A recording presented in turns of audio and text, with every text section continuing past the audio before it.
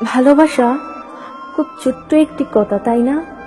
কিন্তু এই ছোট্ট কথার মাঝে কত মায়া, কত ভালোবাসা লুকিয়ে আছে, ঠিক তোমার আমার ভালোবাসার মতো।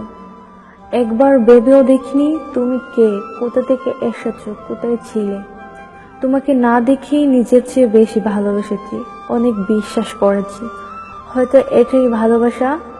সত্য কথা কি জানো, ভালোবাসা একতরফা হয় না, দুজনের মন এক হয়েই ভালোবাসাটা হয়েছে। আর এই ভালোবাসা টিকিয়ে রাখার জন্য আমি সব কষ্ট সহ্য করব, কারণ আমি চাই না তোমাকে হারাতে।